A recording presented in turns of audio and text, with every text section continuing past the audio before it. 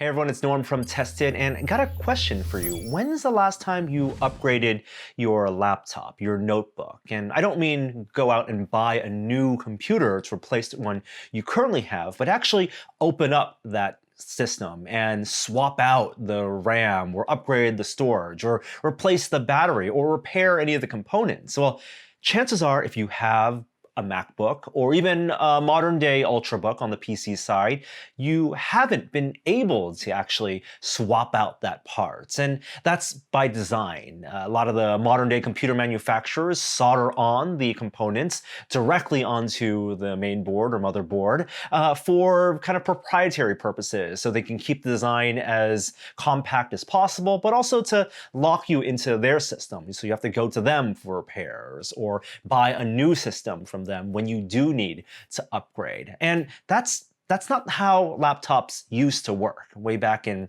the 90s and the early aughts, we had computers where swapping out components or even upgrading things like RAM was pretty basic part of that experience. And that's what a company called Framework is trying to bring back. They have a new laptop that's available for pre-order today where they've designed not only the components, internal components, to be completely upgradable and swap outable, but also the ports as well. Your USB-A, C, your HDMI out ports, and even the motherboard itself. The idea is down the line when Intel might release a new chipset or new CPU, you don't, instead of having to buy a completely new computer, you can actually just buy a main board with a CPU from them and put that into your laptop chassis, kind of the way you would if you built your own desktop PC. Well, I had a chance to visit Framework's offices and check out the latest prototypes of their system and chat with their CEO, Nirav Patel, about how they've designed this laptop not only to be repairable and modular and upgradable, but also be competitive design-wise and cost-wise with today's latest laptops. Let's take a listen. Looking at consumer electronics as a whole, PCs are almost the only place where you still do retain a level of modularity and ownership and ability to tinker with your product. And that really, to a large extent, is what inspired us to get into the notebook space and kind of hit the reset button and return to that. Just watching this trend over the last couple of decades of consumer electronics products getting increasingly locked down and glued together and soldered down. And designed in a way that consumers can't upgrade and repair them easily.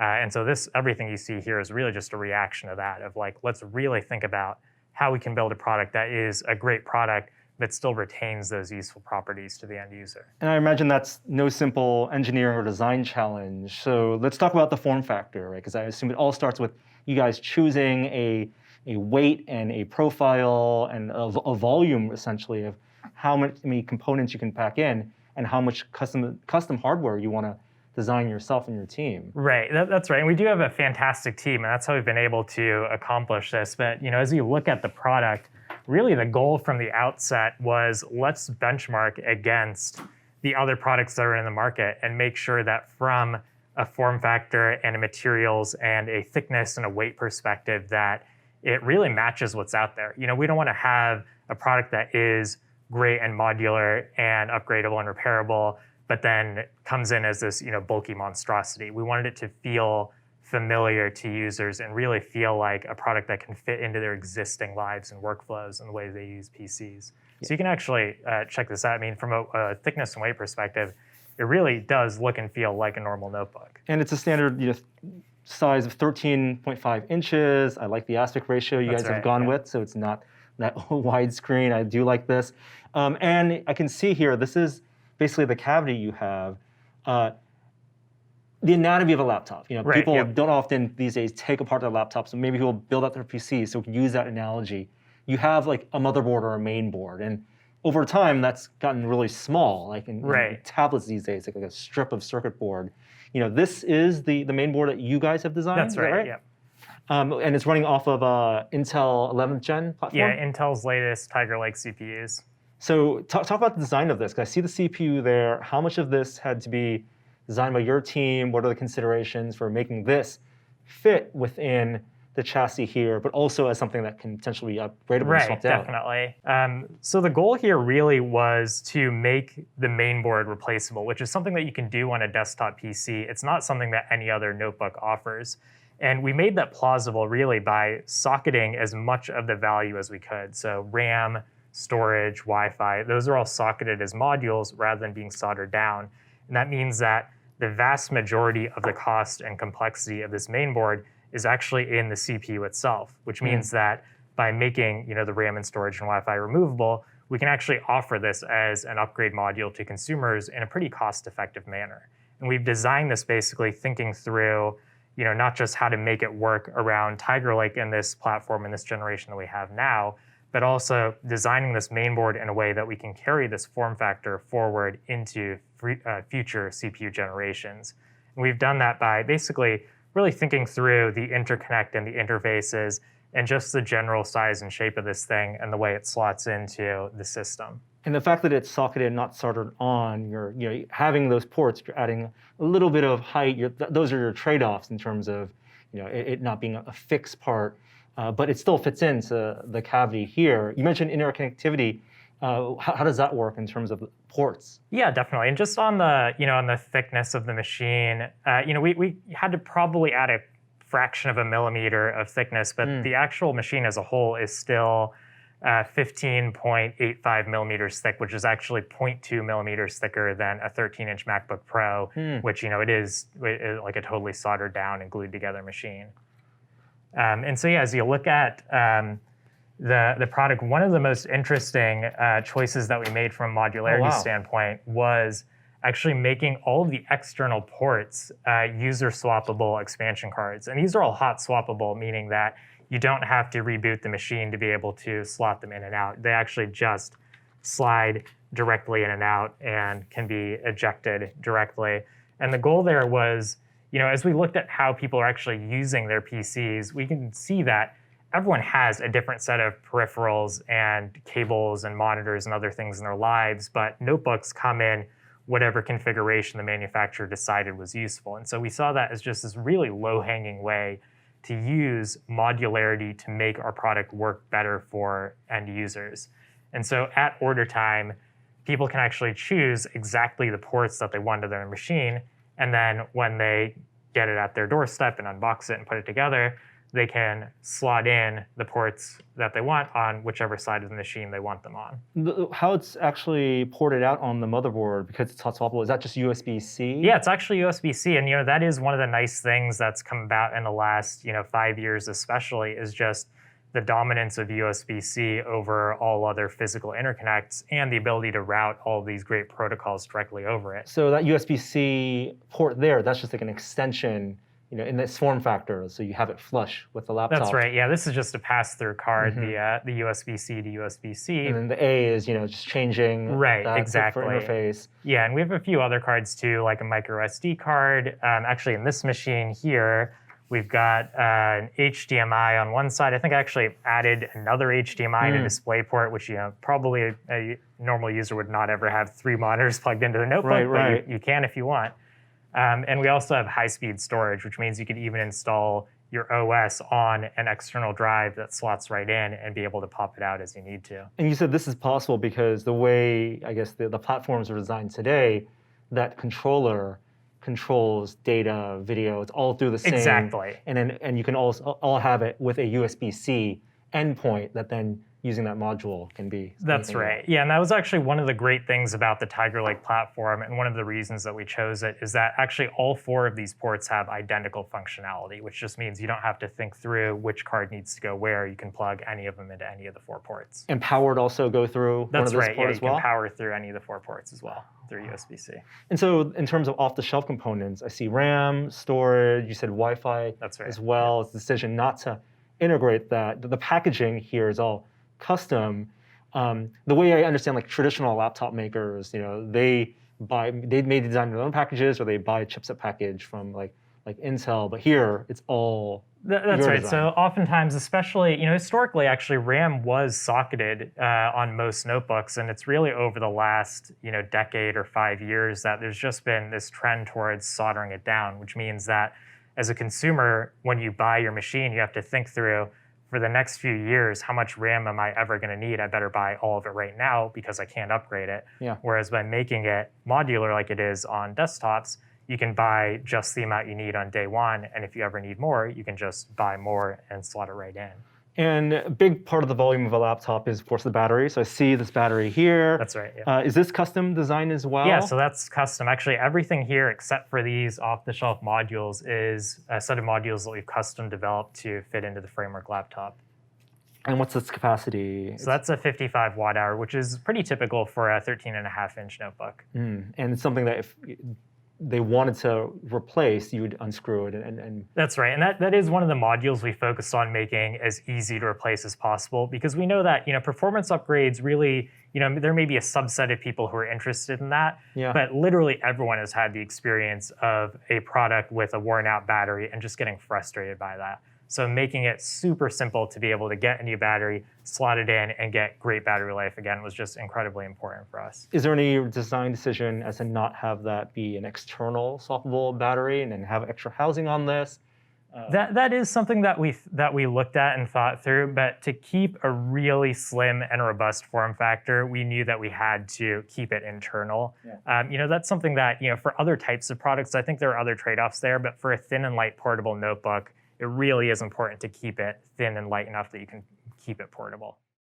So this is just a normal assembled framework laptop. We've taken all the expansion cards out of it. And then this is actually the screwdriver that we ship in box. And it has all the functionality needed to replace any module in the system. So just a Torx screwdriver on one side, Phillips on the other side, and then a spudger on the back of it to be able to lift any small cables or connectors. And then we can unscrew the 5 fasteners that are at the bottom. And these are all actually captive fasteners, which means that they stay inside of the module, so you don't have to fish around and potentially lose your screws. They're all just stick in place. A driver with interchangeable head and a spudger on the other side. Why did no one think of this before? And so yeah, we pop off the input cover and take a look inside. And we've designed this to be really simple to repair. So there's just a single cable that connects the top half and the bottom half. And at that point, you've got a single level of modules here, a single layer, and then a single layer of modules here. So you don't actually have to fish around anywhere. Everything's just directly exposed. And you can see that the QR codes are all visible, so you can take your phone out and scan them and get to our support pages and the marketplace. And so we can do 2 things here, actually. So we can pop in an extra stick of RAM. So right now, there's 8 gigs in there, and we can just drop in another 8 gig stick. So that simple as that, we're done adding RAM. And then we can also swap out the battery, since that is likely going to be a thing that any consumer who wants to use their product for more than a few years is going to do. And so this, again, 3 captive fasteners, all using the same screwdriver. We just unscrew it and then take out the cable. We'll use the little spudger to lift the tag up and then unplug that. And battery comes out, old battery. And then we can take the new battery, thank you. And then slide that right in, and we can plug in the connector and screw back in the 3 fasteners that we unscrewed. And then take our input cover that we took off and connect the connector that we disconnected and stick this back on and flip it over and then rescrew the fasteners. And this, what we've done here is 90% of what you'd ever need to change in a laptop, adding some more RAM to keep your performance good as you need new applications, and swapping out a battery as your battery wears down. And we did it in 2 minutes. So it's, we really designed this thing to look and feel really like a normal laptop, but still make it super easy to get in and do all the things that you'd like to be able to do to make it last for longer. And then over time, as Intel releases new chips, the thing that is soldered on here is the processor. Is the idea that Framework would then design new whole mainboard systems That's that right, users can exactly. buy. Yeah, and at that point, you take your storage out, you take your Wi-Fi, you take your RAM, and you swap out the main board for a new one. And as long as the RAM generations and compatibility remains the same, you plug everything back in, slot it in, and boot back up. In some generation to generation updates, there may be things like RAM changes where then you'd also need to bring new RAM.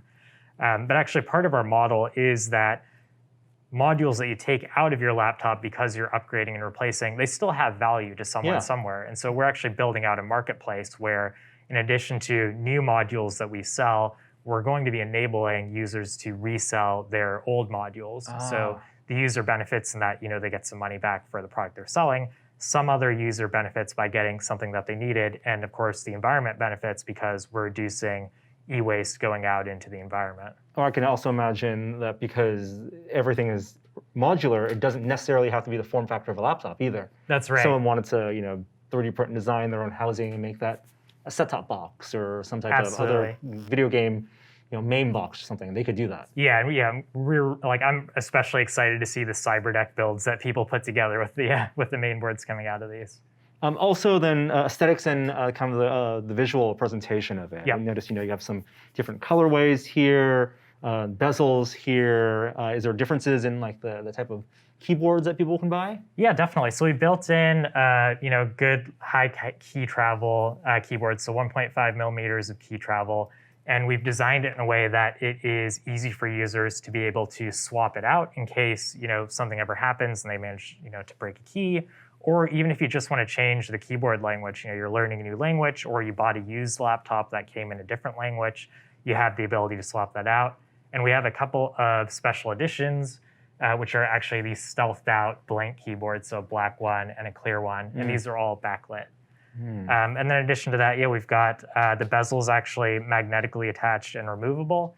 And the core intent there actually was that we wanted to make it easy to replace panels, not needing to replace the entire top half of a notebook if you dropped your notebook or something and cracked the screen, just being able to replace the panel itself. And so you pop off that magnetically attached bezel, unscrew the panel, and put in a new one. But it also lets us offer different colorways, as you noted.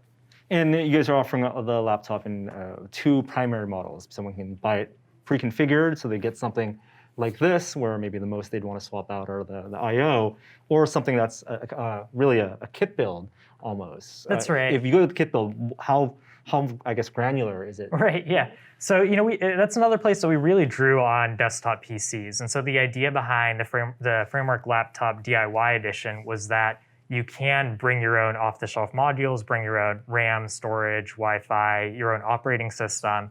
And then when you unbox the machine, unlike our pre-built ones where you just hit the power button, you're in Windows and you're done, you open it up, slot in your off-the-shelf modules, swap out anything you want to change like a keyboard or a bezel, and then boot it up, install your operating system, and get going, which is really almost an exact copy of what you would do on a desktop PC, but crammed into the form factor of a notebook.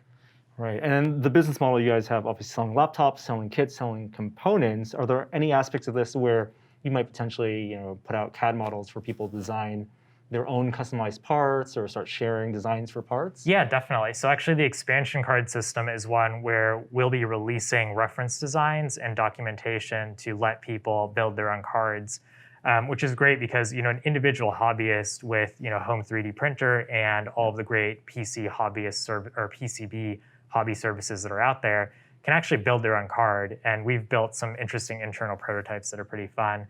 But that's something we're really looking forward to seeing. And the idea, again, behind the marketplace is that someone can not just build something that's interesting to them, but then they can also build, an extra dozen or 100 or 1,000 and sell them out into the rest of the folks in the world who are interested in the same concept. And really building a community of people That's right. who want to embrace this platform. And I guess that's a big question for people. This is chicken and egg, if they want something like this to last and endure, and it's not cheap to custom design this hardware. So from a business standpoint, what can you promise potential consumers, or how big of a community base you need to really make this work. That's right. And we know it's on us to build all of the modules that we need to sustain the ecosystem and build the community until it's large enough for other people to come in and say, like, okay, there's an install base here. It makes sense for us to participate. To some extent, it is a little bit like game consoles with like the hardware and game content model, where if you're standing up a new platform, you have to fuel it with content. And for us, the content actually is modules. And so we are building the modules we need to build. But over time, we really want to encourage third parties to come in and participate in the same ecosystem. And you're launching pre-orders soon, or That's maybe right. as of this video. So when is how far along is this in the production pipeline, and when will people be able to get these? Yeah, so this is actually our last pre-production build that we have in hand here, and all of the parts here came out of that. And so we are just about to ramp into production. We'll be shipping out this summer with our first batches of orders.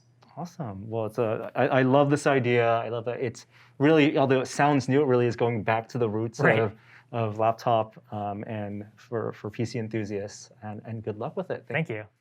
So that was Nirav Patel, and I want to thank him for inviting us over to the offices to check out this laptop. And you saw in the video, I did get a chance to actually go through the disassembly process, and it is as straightforward as you saw in the interview. There are 5 screws in the back and that really nifty driver that you get to unscrew them with. The screws are captive, so they don't actually fall out. They stay on the bottom of the chassis, which is nice. And then it's very easy then to pop off the keyboard and look and see in that loop, and then you can really just disconnect one ribbon cable with the loop very easily. Nothing was torn, and that gets you full access to this beautifully laid out internal arrangement of components. You got the battery on the bottom, the main board on the top.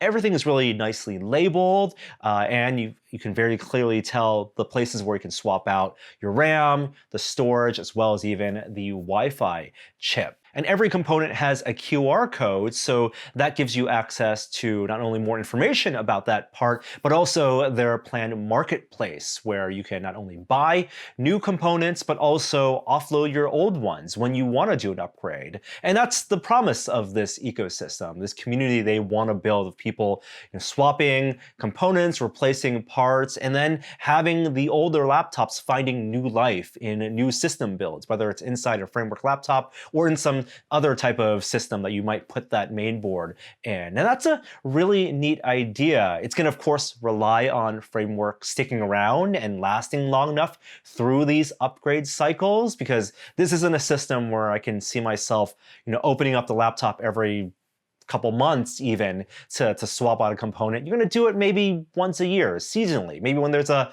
nice sale in the holidays for storage or RAM, and you're going to buy components. Now, the DIY model that they have is going to start at $750, which is a pretty good price point, but you do have to bring your own storage and RAM. And that's where, maybe storage is a great place, because where you can find parts that you might already have at home, because today's NVMe-based PCIe storage, it's basically the same component that you might have on your desktop PC. And so I can very easily see myself maybe upgrading my desktop PC, getting more storage there, and then passing on the stick of storage onto a framework laptop. Now, their main board is based on the Intel platform, and so they're using the Tiger Lake processors. These are the U-class processors, 4 cores, using their Iris GPU. So it's their built-in GPU, no external NVIDIA, no AMD-based GPU here. And they're also, I think, limited, I want to say, with the kind of expansion ports, 4 USB-C ports, which compared to maybe a MacBook, yeah, that's pretty standard. But compared to a high-end PC laptop, I expect multiple USB-A and USB-C and HDMI and micro display port and maybe even Ethernet. So that's where, even though it's a neatly and kind of a nice cartridge-based system that they've put into their ports, the 4 ports still feels a little bit limiting. And as Framework is launching, they have only one chassis design right now. It's basically that 13.5-inch display, the equivalent of what you'd find on, a 13-inch MacBook Pro. But I would love to see them go bigger. I would love for them to take this idea and, incorporate a motherboard and chipset that can make use of Intel's H-class processors and discrete GPUs and even more expansion slots. Something in a larger form factor, or maybe for a more workstation class laptop, is something I'd love to see them dive into. But good luck to Framework at this launch, and if I have a chance to test this laptop, we'll of course be reporting it back here on the channel. Thank you so much for watching, and I'll see you next time.